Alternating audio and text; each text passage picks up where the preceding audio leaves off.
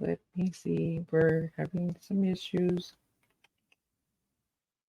Miss Liz, tea time, making a difference, one cup at a time. Yeah, Miss Liz, tea time, making a difference, one cup at a time. So be sure to grab your tea, grab a seat, and tune in to Miss Liz, tea time. Making a difference, one cup at a time. Tea time, yeah. Tea time, time.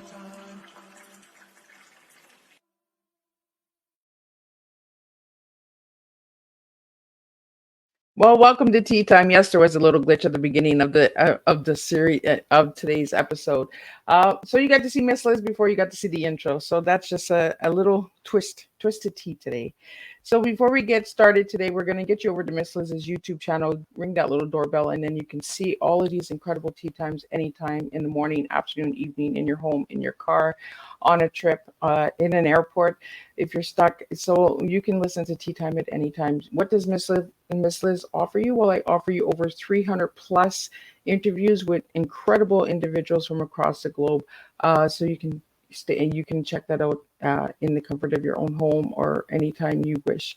So let's get started with the disclaimer and then some bio, and then we're going to get Audrey Gale in here. And we're going to talk about timely, energetic, ambitious. That's right, the tea that we are serving today. And we're going to be talking about a lot of incredible things, including her book called The Human Trial. And we're going to be talking about that. So grab your tea, grab your coffee, grab your wine, whatever you choose to drink. You do not have to drink tea to enjoy Tea Time with Miss Liz. So let's get started with the disclaimer for Miss Liz's Tea Time live show. Miss Liz, myself, is going live using StreamYard. Before leaving a comment, please grant StreamYard permission to see your name at StreamYard.com. Please be advised that the content brought forward for any Tea Time show hosted by myself, Miss Liz, is always brought forward in good faith. However, it may bring forward dialogues and opinions that are not representative of my platform. The facts and information are perceived to be accurate at the given time of airing. All Tea Time guests and audience participants are responsible for using their good judgment and taking any action that may relate to the discussion. The content brought forward may include discussions for some where they may be emotionally at risk. It's significant to know that this show is engaging in discussion forums only to offer and inspire awareness and connection and is not providing therapeutical advice. If you have any questions about the disclaimer or the panelist discussion, you may freely contact me, Miss Liz, through my email at bookingmissliz@gmail.com. Moving forward, should you choose to voluntarily participate in today's show in any aspect, I myself, Miss Liz, welcomes you.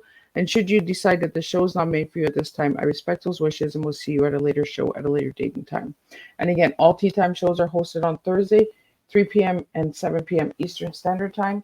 If you see Tea Time on a Monday, Tuesday, Wednesday, it's a rescheduled, special, or surprise Tea Time that Miss Liz is bringing to the table. So now a little bit about my guest. Well, who is my guest? Well, Audrey Gale long dreamed of being a writer, but never anticipated the circuitous road. I know I'm not saying that right. She took to get there. After 20 plus years in the banking industry, she grew up tired of corporate gamemanship and pursued her master's in fiction writing at the University of Southern California. Her first novel, a legal thriller entitled The Sausage Maker's Daughter, was published under the name A.G.S. Johnson. The novel explored one woman's struggle to find her place amidst the upheaval of the radical 1960s. Her second book, The Human Trial, is the first book in a medical trilogy inspired by Gale's own experience with the gap between traditional medicine and approaches based on the findings of the great physics of the 20th century. Like Einstein and Bohr, both The Sausage Maker Daughter and The Human Trial incorporate Gale's fascination with historical and scientific research, and always with women finding their places. Let me get Gale in here. Let's spill some tea together. Audrey in here. Good afternoon, Audrey. Good afternoon to you.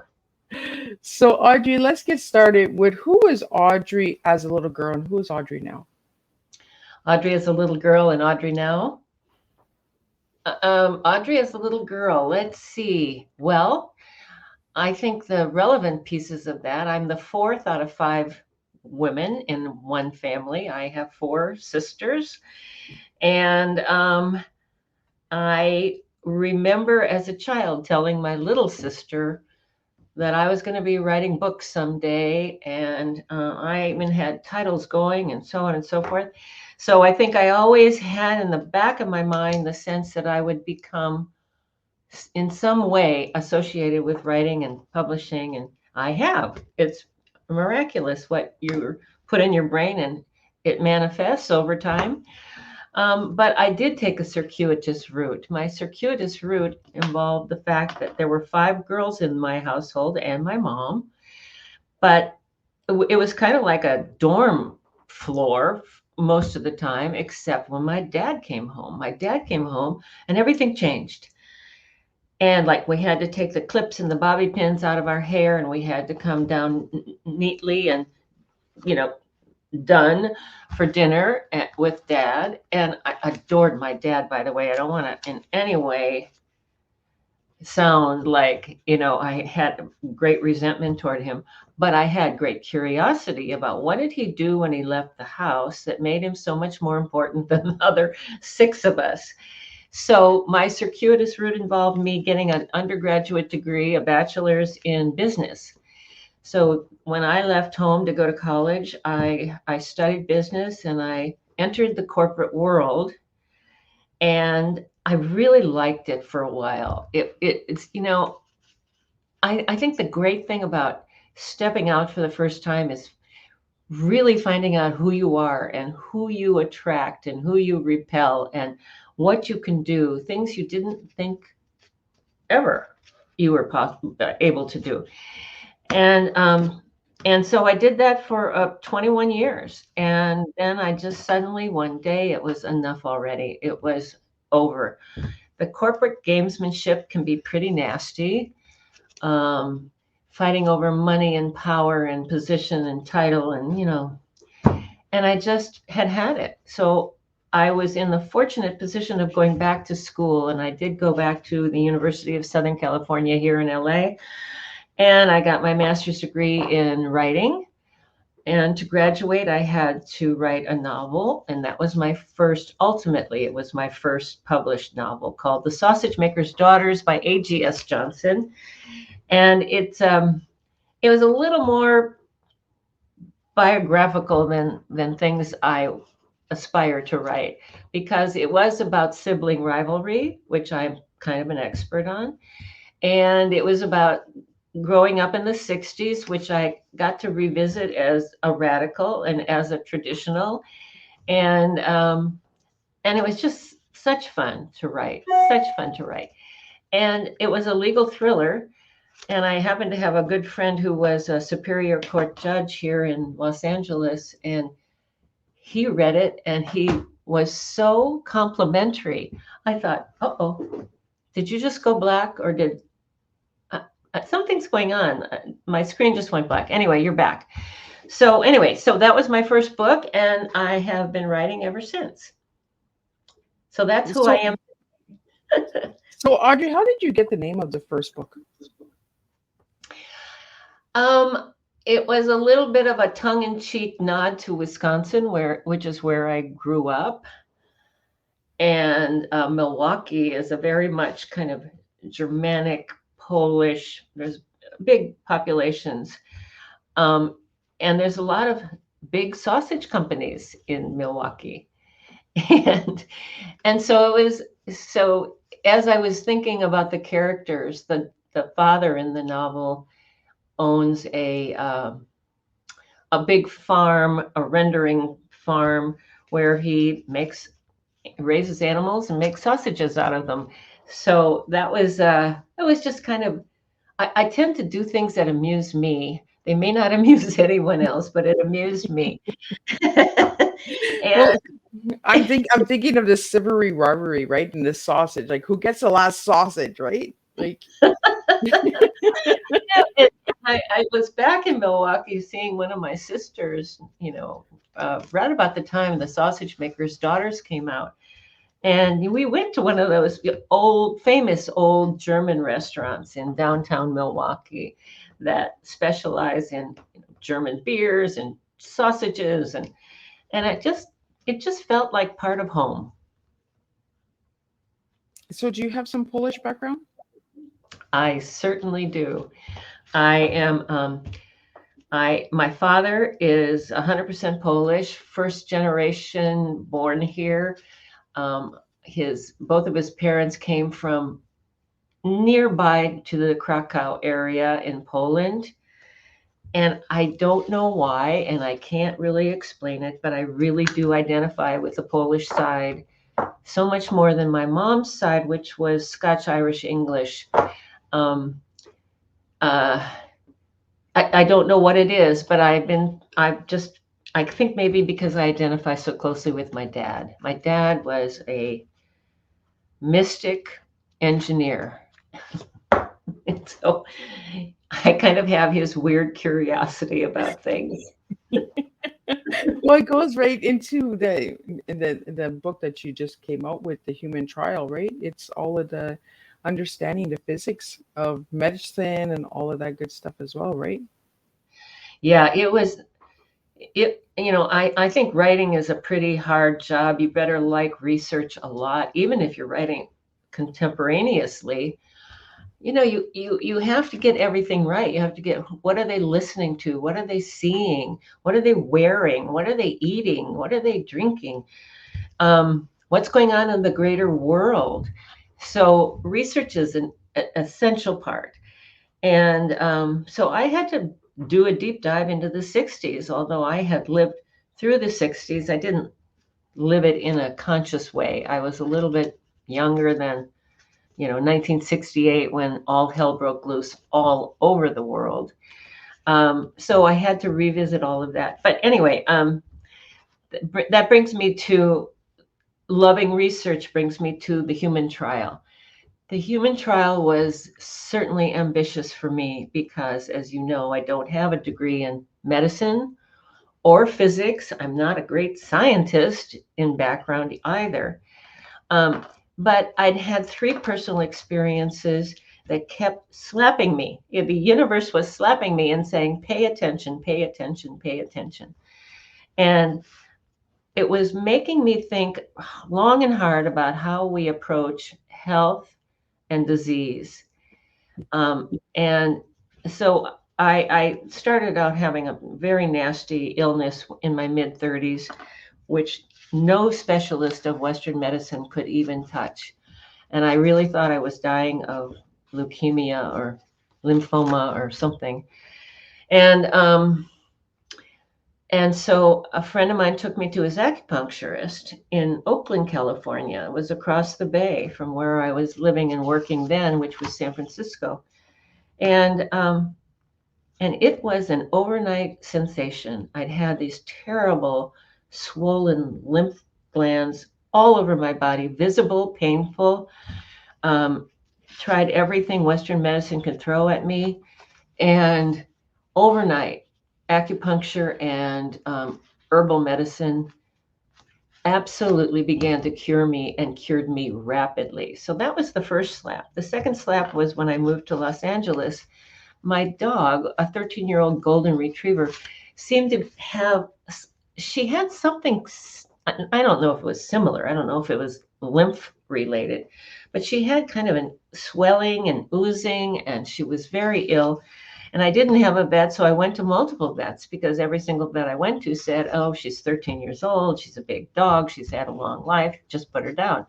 Well, okay, I just couldn't do it because I didn't have any friends in Los Angeles, and she was it. So, I wanted to try one more thing, and I found a holistic vet. And that vet really changed my life. Not only did he save the life of my dog and do a lot of really weird looking things that I could question and he would explain to me, but he turned me on to the original scientists that I researched. And I kind of casually researching it at the time, until the final slap from the universe. My dad was diagnosed with leukemia, and he came to my house after his first and last chemotherapy treatment. And he said, I don't care, Audrey. I don't care. I'd rather die. I'm not doing that again.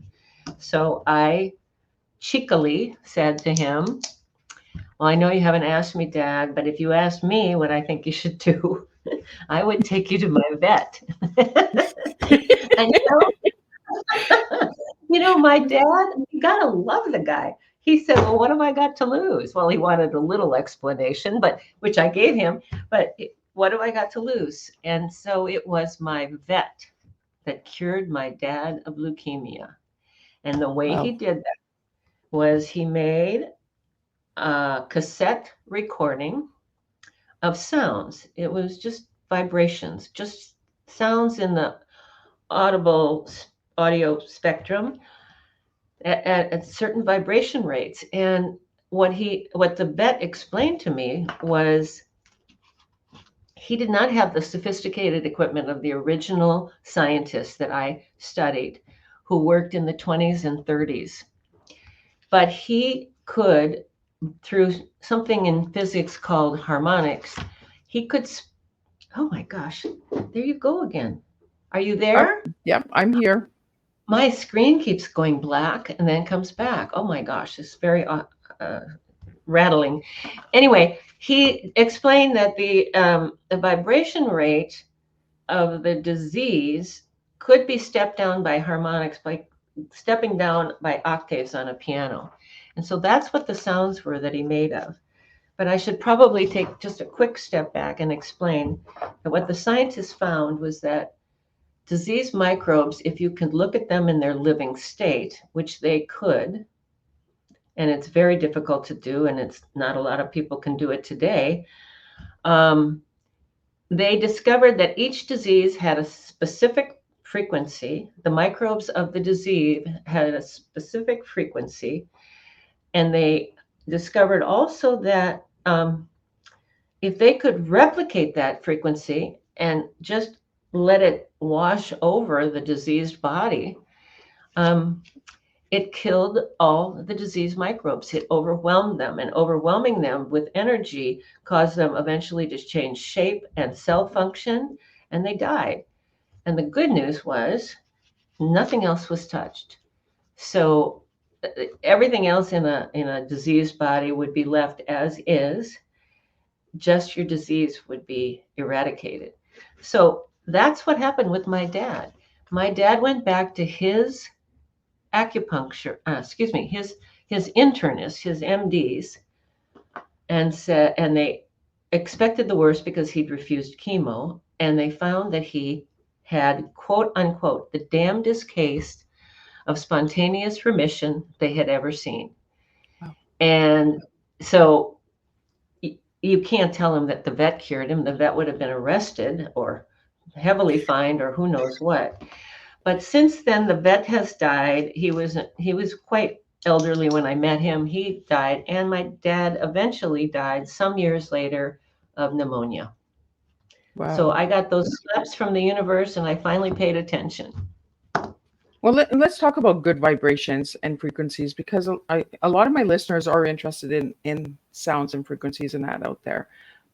So have you used them to cure yourself for different illnesses as well, Audrey? Well, I went to a conference on all of this in 2016, and I met the head of a company in Canada, actually the other side of Canada, I think, on the western edge, whose husband was an early experimenter with this kind of vibrational healing. And he was a scientist, and I don't know what else. I think he was also an engineer. And he created a machine and that could replicate frequencies. And so that's exactly what the early scientists were doing, and with different kinds of equipment, of course. But I bought that machine, and I have to say that I have been incredibly healthy. So I haven't had to use it a lot, but I do every now and again. Just maybe this is the reason. I just sit down and boost my immune system. I think that is the secret to health. Your body is so complex. It is so complex that nothing that man could dream of could address all the things that are happening. You have 40 trillion cells in your body, and they are having 1 billion interactions every single second. So it's just mind-boggling. You just can't possibly get your arms around just those numbers, let alone if something's breaking down, how to address 1 billion interactions a second and so forth. So what I like about the machine is it does have settings for, like, sleep. It has all the diseases, regardless, all the diseases. But it has, improve your sleep, boost your immune. And those are the kind of things that I've used it for. Yeah, because I use a lot of the frequencies that are on YouTube for sleeping and the sounds and music. Some of them are it's like rainwater and like white noises and that. Uh, Uh-huh. so have Uh-huh. you used any of those, Audrey? Excuse me, I needed a little sip. No, I haven't done that, but it's like spa music. It's like massage music. It's like things that just kind of, I think they help align your your energy. Acupuncture believes in meridians, which I believe can be detected through electrical detection equipment today. And so there's these electrical flows, there's energetic flows passing through your body at all times. And so I think sound vibrations, like what you're mentioning, Miss Liz, I think that that's exactly what it's doing. It's just aligning your energy, and you find yourself kind of peaceful, calmer. Well, it helps me sleep. Yeah, of course. When I That's first started, I was like, "Oh my God, this noise is going to keep me awake all the time." But it actually put me to sleep, and I've been sleeping better since I've been starting to use that. And then there's also ones for healing the body and that when you're sleeping, because your body heals when you're sleeping as well. it I get does. to. So, It does. It does indeed. That's when it, restores everything. That sleep is important. so Audrey, how did you come up with the title, The Human Trial? So, I love suspenseful stories. I love writing suspenseful stories. I love a story that grabs me and catches me and pulls me through. And I also love a story that teaches me things when I'm not even realizing that I'm learning. So that was my hope with this book, The Human Trial. So my protagonist is a pathologist. He comes from a rough background. He is brilliant. He gets all the way through Harvard on scholarship.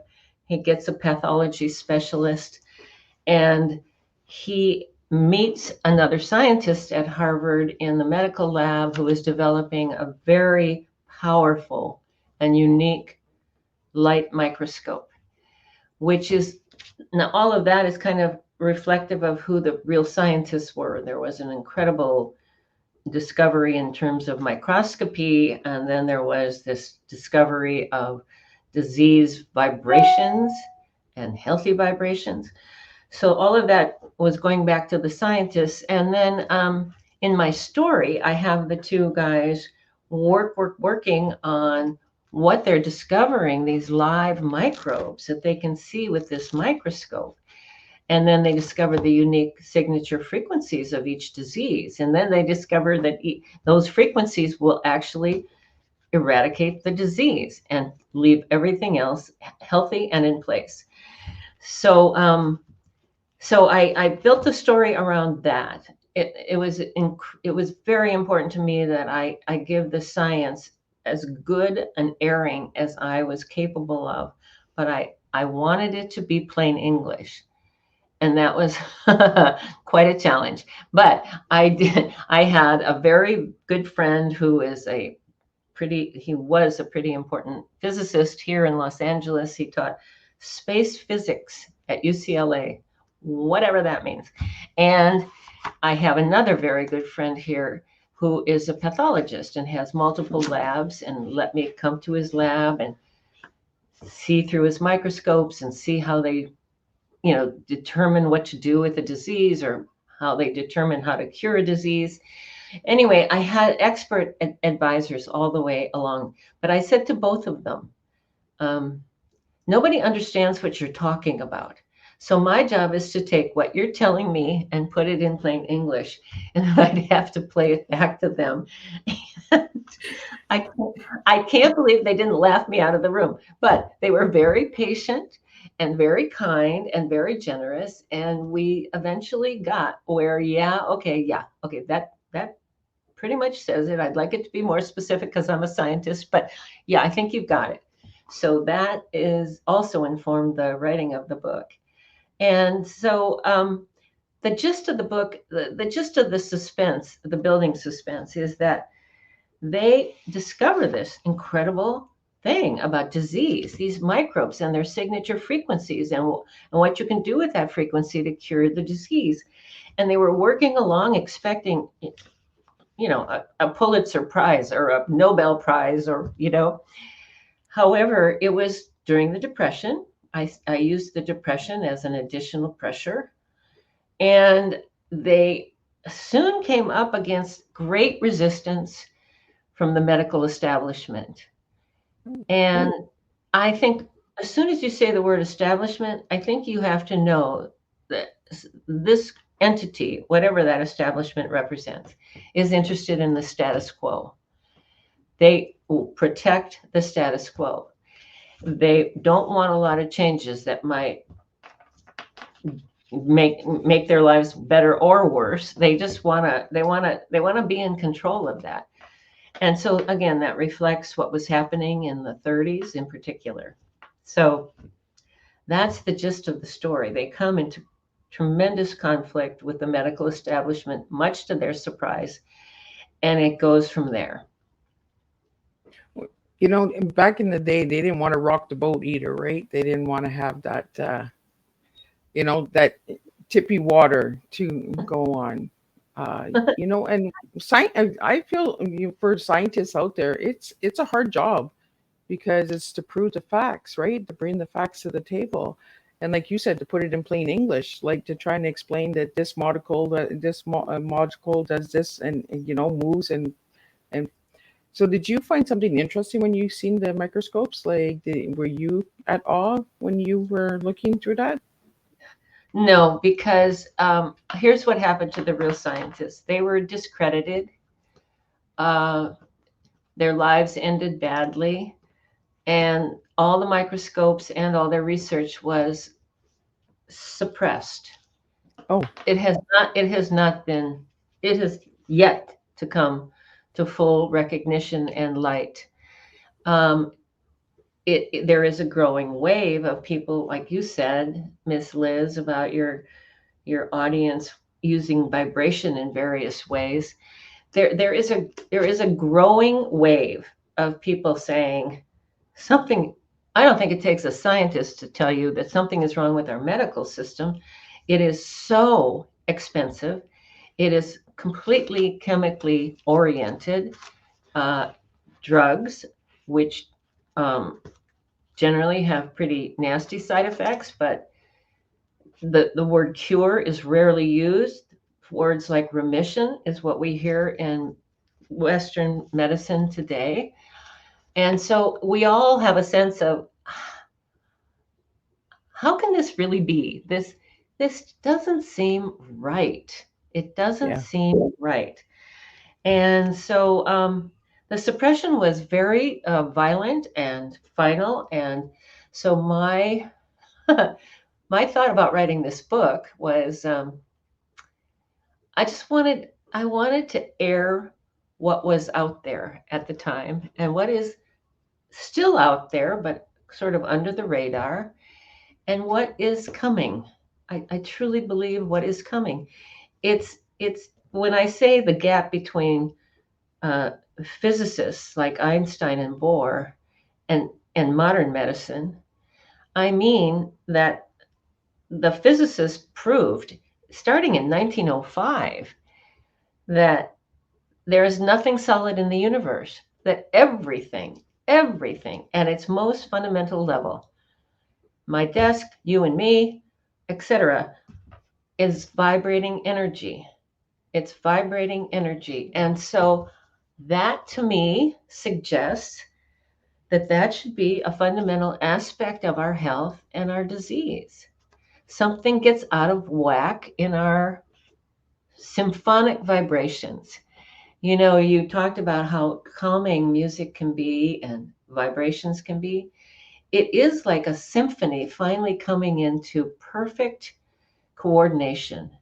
Everyone knowing their part, when to come in, when to leave, when to be silent, when to play, and supporting each other through this beautiful symphony. And that has kind of occurred to me as maybe that describes health in a really profound way. So, Audrey, I want to ask you a question. How do you feel about self-advocating for your medical healthcare? Self advocating. You mean, do you mean like calling the doctors to task? What are you know, asking for Like detailed in? self-advocating, like because we talk about medication, right? They're so fast to push the medication on us without understanding what's causing the illness or the disease. You Uh-huh. turned to holistic, right? You turned to the vet, and the vet was able to cure your father and your dog. How do you feel about reaching out to those holistic individuals in that? Like, do you feel that that should be a choice that we all have, or that we should be looking into? I think the number one question, or the number one answer to your question is you have to take responsibility for yourself. You must. It is essential. And what I tell people as a takeaway when I'm talking about my book is um, you need to consult all the experts that you think are relevant and question authority. Let's go back to the 60s. Question authority. um, you have, it's essential that you go outside the box. When I recently had a little intestinal issue, I went to the homeopathic drugstore in Santa Monica, and I called my doctor's office, and my doctor's office prescribed drugs, and I said, I don't want those, I don't want drugs. So I put that aside, and I did what the homeopath recommended, and it was, again, you know, just it's so quick, it's so easy, it's so cheap. And so here's the thing you need to remember about your doctors. I love my doctor, and she is fabulous. But the drug companies, the big, huge pharmaceuticals, the big pharma, they contribute to almost every single medical school you can name. Yeah. They influence the education that our doctors are getting. And they also influence the regulatory agencies in our government that says you have to use this, you have to use that. This is the common practice, this is standard care. You have to recognize that maybe some of the things you're looking into, they've never been exposed to. And even worse, they've been told it's just a bunch of hooey. And and so that's why I say you must be responsible. You must be responsible. Well, it goes right back to self-advocating and taking responsibility, and questioning the authority. Just because we're told it's this way doesn't mean that we can't say, well, can we do it this way? There's got to be a different way, right? There's a path, there's a left and a right. It doesn't always have to be the right side. We can always go to the left side. Um, Right. and Right. I think it's deeply important, like for my listeners out there as well, they know that Miss Liz is big on advocating, and taking responsibility for our lives and self care. Sometimes the doctors don't have the answers, because like you said, Audrey, they're being taught a certain way, right? That they have to prescribe that Mhm. medicine, or that's the best medicine, or they get paid for a certain medicine if it's prescribed. Mm, There's bonuses and hidden stuff like that as well. Um, so yeah, I'm really glad that we're talking about this at the today on the table. So I am too. I am too because it it it has to change. I have a wonderful article written by Dr. John Abramson, who's an MD at Harvard, who says the only place in government where there's complete agreement on both sides of the aisle, so to speak, is taking big money from big pharma. And so everybody's in everybody's pocket. There's just nothing but conflicts of interest out here. And that's why you have to be the responsible party. And I also believe nobody knows what's going on with you in your body, in your mind, in your heart better than you. yep, So take that knowledge and absolutely. act away. And I say it all the time, right? Nobody knows your body better than you. If the doctor says, "Oh, your tests are all coming back normal," and there's still something not feeling right in your gut, there's something off in your body. Your body is speaking to you and telling you, I need healing. I need some form of time, rest. You know, Uh-huh. uh, Uh-huh. there's so Uh-huh. many different things that our bodies talk to us, and sometimes we don't listen to our bodies, right? We're just like, oh well, we'll go to the doctor because the doctor has the answer. Well, sometimes the doctor doesn't have the answer because the doctor can't see the results in your body, because your body is coming back normal, right? The tests are coming back normal, so the doctor's like, well, there's nothing wrong with you. You know. Yeah, exactly. I couldn't agree with you more. I think we're taught not to listen to ourselves. I think we're taught that there is an expert who will have an answer, and hopefully it'll be in the form of a handy dandy pill. Yeah, So it's no mess, no fuss, you know, and and that's a hard lesson to unlearn, but it is essential. And also bear in mind, it seems to me, if you bear in mind the fact that they don't like the word cure, that is telling you a big something. That is telling you a big something. I hope you have all had, I mean, I hope none of you have had the experience that I've had frequently of feeling like a guinea pig.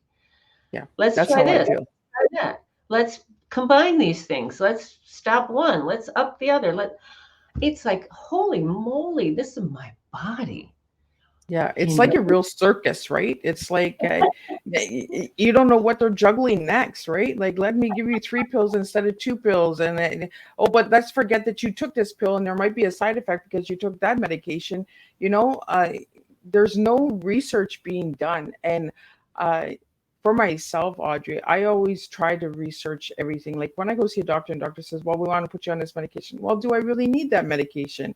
Is there something I can be doing? Can I be doing more exercise? Could I get more rest? Like, is there another way, another solution before I have to take that medication? And Yeah. it's Well, something not that you one that they're said right going to at the get paid beginning, right? for. Right? Not one they're going to get paid for. Right? Well, that's the thing, right? You're not getting paid if we don't want to take the medicine. So Yeah. it's a push thing, right? It's kind of a, like, listen to me. I got the education. I got this. I got that. Just take the pill. And You know, I'm that patient that says, well, let me look at the pill first. Let me do my research on the pill, and let me see if it interacts with the previous medication you gave me, because a lot of times they don't do that. They don't take the medication you took for years and put you on this new medication, and then it has a side effect, right? exactly. Exactly. I was just going to say something, but it's gone now. Uh, well, anyway, yes, It'll come back. exactly. So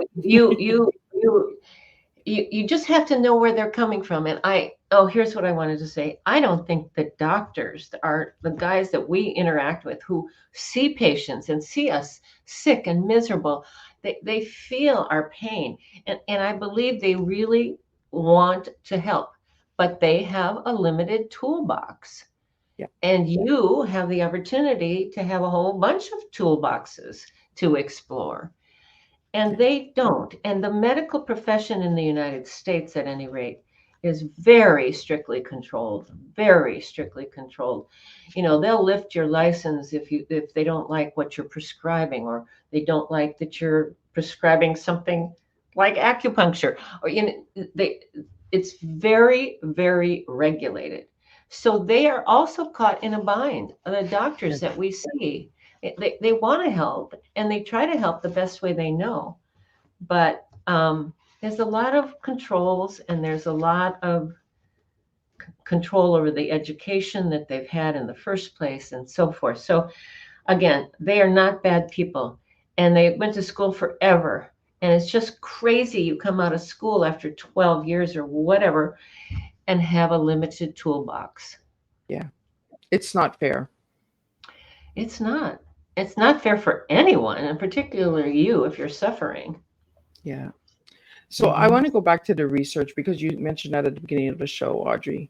You know, research is essential. So how much research did you do for the human trial? I did years worth of research.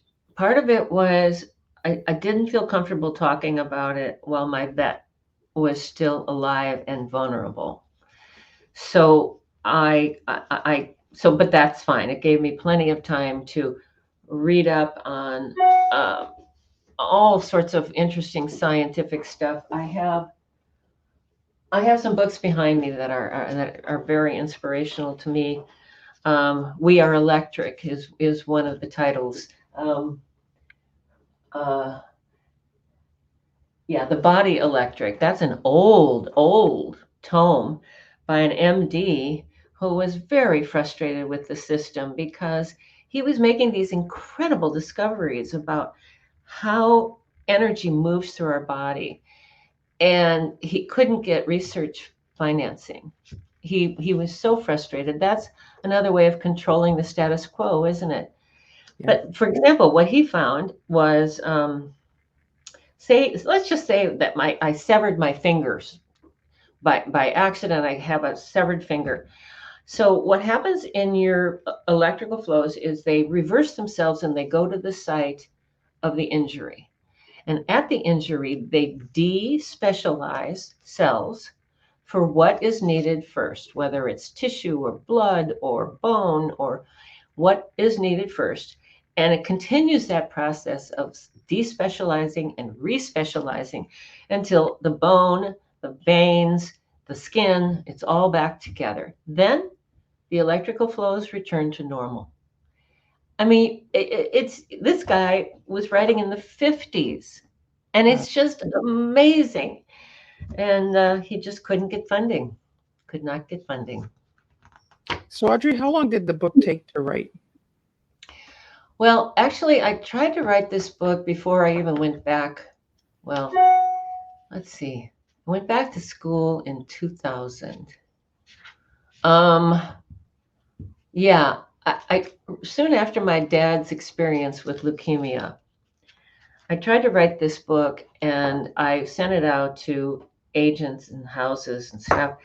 And all I got back was just more confusion. People said, I like this, I hate this. This needs more work. This is not clear.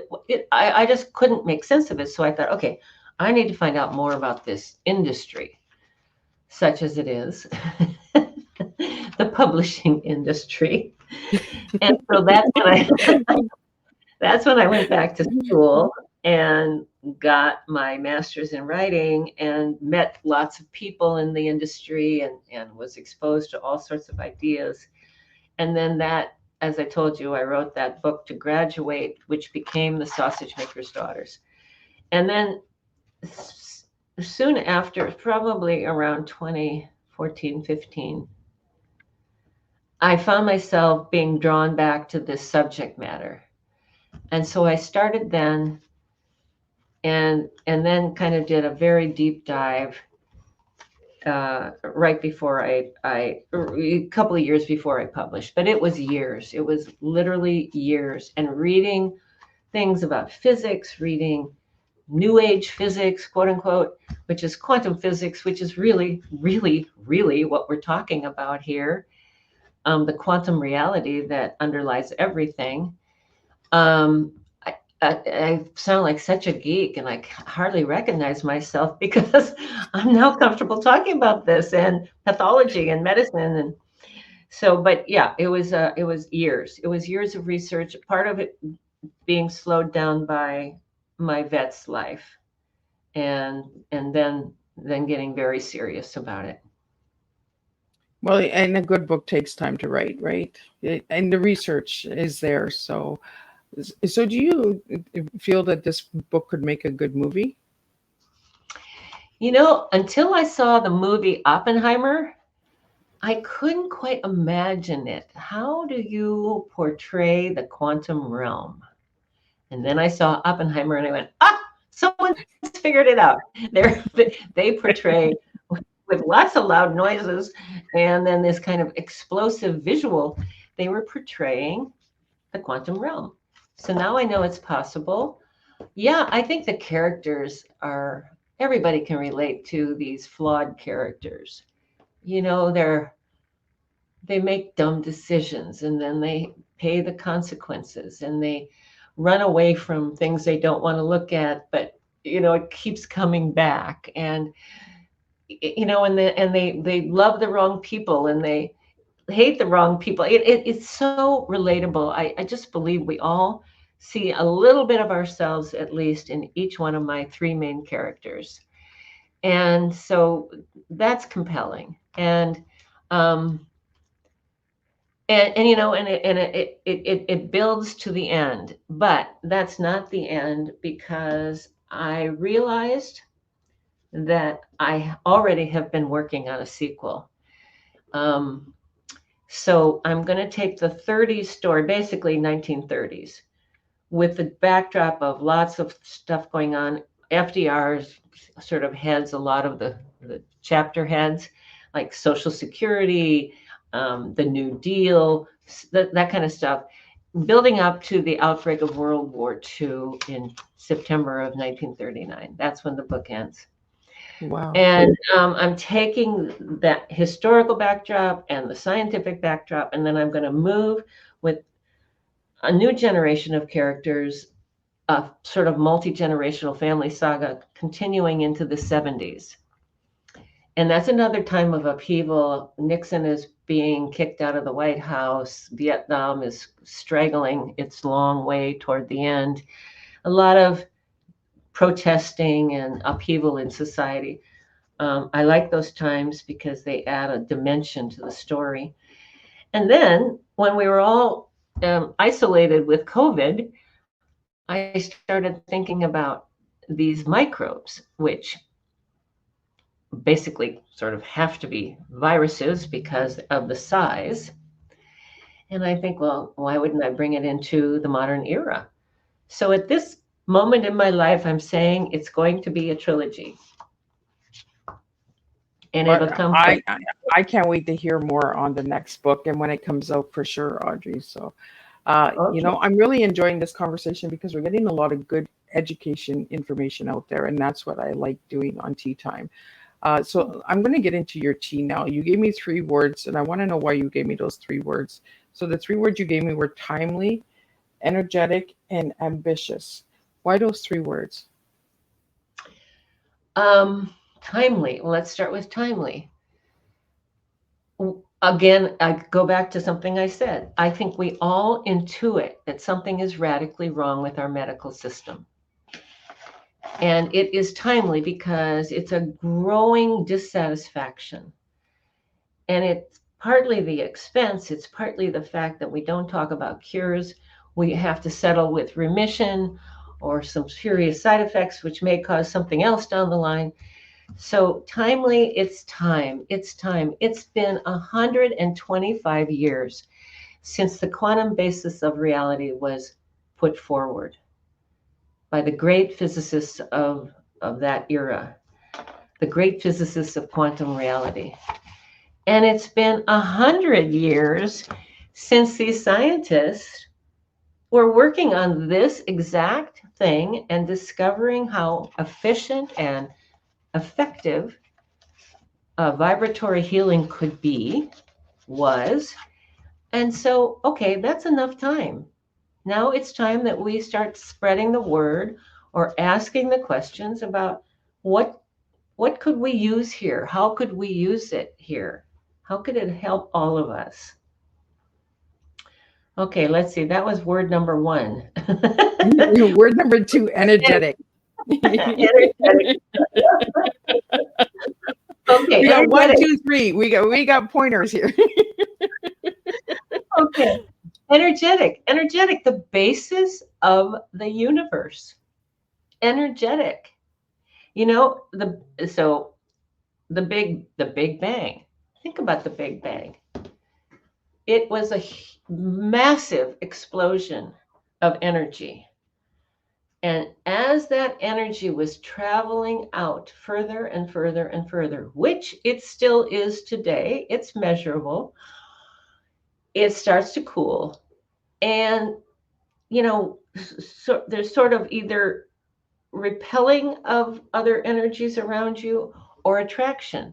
And the attraction starts to build various aspects of the universe, hydrogen, carbon, all of those things are starting to form and coalesce.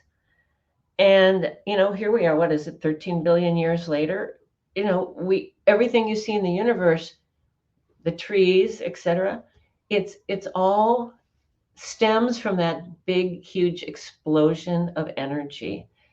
So it's the basis of the universe, not just the basis of our bodies, not just the basis of Earth. It's the basis of the universe. So everything is energy. Yeah. And your third word is ambitious. Yeah, I did touch on this too about what an ambitious project I gave myself. It wasn't an easy one, was it? I don't know. I don't know if I'd recognize an easy one. Yeah, I had to learn about physics. I had to learn about quantum physics. I had to learn about medicine and pathology. I had to read, and study and dig deeper and consult with experts. And it was a very ambitious project. And I'm pleased because I believe that we accomplished to a very large degree putting in plain English what those great scientists discovered and talked about that nobody understood. And Audrey, I asked you to give me one word to describe yourself, and you gave me the word curious. And you mentioned a little bit when you were little, you were the curious child that was always looking for stuff. So, I found a book that my dad inscribed to me just recently, and he called me his dreamer. So I just remembered my brain would catch on things, and then I would just be kind of lost in the moment, thinking about going wherever it went. And so, yeah, I think ultimately my curiosity is what drives everything. I'm interested. Does quantum physics sound interesting? Just the name? Well, maybe not. But when you think about what it means, and that everything we see is still vibrating on some level we can't see, then it just starts to titillate me. I just get, then I want to know more, and then I have to dig deeper, and so self-education was required, and then confirming all of that with some experts. And again, they were very generous and kind with me. So yeah, curiosity drives me. It drives I me. like it. When I hear the word curious, I think of Curious George, the monkey that always was looking for stuff. Exactly. So, Audrey, when I asked you what your favorite color was, you gave me purple. Why the color purple? It's so interesting. It's always been my favorite color. So I learned somewhere along the line that purple was the color of royalty. So maybe in my past lives, but actually, aside from that ridiculous statement, um, I'm just sort of attracted to the family of blues. The sort of more blue, violet, more red, purple, and all the shades in between. I tend to wear those colors. I'm just attracted to those colors. I don't know why. I don't know. It's a vibration for sure. So I just don't know what it's telling me. Well, you never know, right? It might be some Polish royalty in the family that, That was great. Royalty. I love. right? So, Audrey, what message would you like everybody to know? Your final message on tonight? You know, my takeaway is pretty much standard, and I want to come back to it again and again. Nobody knows what's going on in your body as well as you, but you do have to train yourself to listen and be there. And then you have to take responsibility, especially if you're suffering in some way, for finding the best possible way of addressing whatever you're struggling with. So I believe in Western medicine, but it is not the only place I go. I go to acupuncture, I go to chiropractic, I go to homeopathic, I explore and I talk to everybody, and I read and I try to understand. I mean, now in today's world, you can Google anything and you may or may not get an accurate answer, but you'll get a million of them. And so, it's just be aware of yourself and take responsibility and question authority and question lots of authorities. So, Audrey, if anybody wanted to reach you, how could they reach you? So they could go to my website, audreygaleauthor.com, and Audrey is Audrey. Gale is like the big wind, GALE, author.com. And there's a way of reaching me there. I'm also on a bunch of social media, so I do post there from time to time. So, and in terms of getting the book, you can get it anywhere that books are sold. Your local bookstore may not have it in stock, but they can order it. Amazon, Barnes & Noble, all of those sites have it, and it's available in paperback, audio, and ebook. So, Audrey, do you have any upcoming events or book signings or anything like that? The thing that's has kind of taken over in today's post-COVID world is doing a lot of stuff on the internet, and like these podcasts. This is so great. I don't have to be in an airport all the time, and I do on a monthly basis do my own speakers series where I bring people from the world of electromedicine, people from medicine, MDs, people from acupuncture, people from as many different specialties as I can find. And I interview them on my speaker series. And again, that information is available on audreygaleauthor.com. I have taken a hiatus on the speakers because I'm trying to finish my sequel. It's going very slowly. Oh, and that takes time, right? Oh my God, it's going very slowly, but I really do need to focus on the sequel. So there's a hiatus, but I will resume sometime in the fall. Awesome. Well, it was a pleasure having you today on Teatime and getting to know you a little bit more and getting a good conversation and getting some good educational stuff out there. Again, the message today is be your own advocate and research and question authority. It's okay to ask questions, guys. And it's okay to get a no and a yes sometimes. And look for other resources besides the medical field. There's also holistic medicine out there. Sound and frequencies. Check out Audrey Gale's website. If you guys have any questions or any concerns, you can email me at bookingmissliz@gmail.com or check out Miss Liz's website at www.misslizsteatime.com. And we will be back tonight at 7 p.m. with the second guest, and we'll be talking about children's books and her new book as well with Marie Powell. And we're going to have a good conversation and serve you a new style of tea because Miss Liz always brings you a new TEA. And sometimes it ain't the TEA, it's three different words. And we just go down the rabbit hole and see what we can bring out and have a good conversation and connection with each and every one of us. Until then, I encourage all of you guys to keep sharing your teas, keep being authentic and keep being yourselves. And ask yourself why and what your purpose is each and every day. And look in the mirror and say, it's because I matter. Until then, I'll see you at 7 p.m. Eastern Standard Time for the second tea time of this week. Thank you.